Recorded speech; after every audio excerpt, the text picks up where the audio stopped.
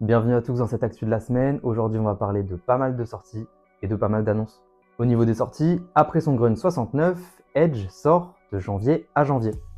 Justement, la quasi-totalité des invités du Grunt sont présents sur l'album et apportent chacun de très belles performances.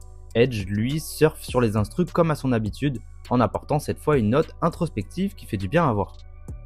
Caballero et Jean-Jacques sortent la bande originale de leur émission Aïe et Fines Herbes avec beaucoup d'invités.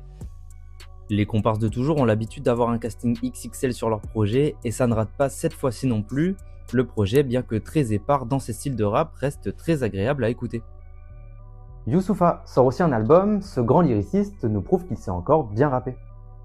On lui retrouve ainsi sa célèbre plume dont il se sert pour faire passer de beaux messages, féministes par exemple sur Dieu est grande ou tout simplement d'amour pour sa femme Gigi sur le morceau éponyme. À côté de ça, Da Uzi a sorti son album Original Gangsta et Jeune Mort lui a sorti un EP de 6 sons intitulé Zo. Concernant les actus, beaucoup d'annonces de projets ont été dévoilées. Oxmo Puccino sort une mixtape regroupant un grand nombre d'artistes, créant ainsi des collaborations entre habitués, comme Dinos et Dossé ou Luigi et Turi. On y retrouve aussi des feats plus étonnants, comme avec Edge et Ziné ou Joker et Danil. Infinite annonce sa mixtape Monsieur le Fer, Youssef Swat lui publiera un EP où on retrouvera notamment son ancien collègue de Nouvelle École, James Lou. Mr. You sort un album surprise, pendant que Agent Crack dévoile la date du premier mouvement pour le 7 février.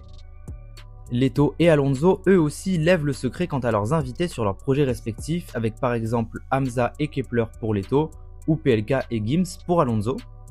Le groupe de producteurs d'Atricaz publieront un album en mars avec beaucoup de rappeurs très talentueux et de toute génération, allant du Roi Enoch à Frisk Orleans ou de Ali à Prince Wally.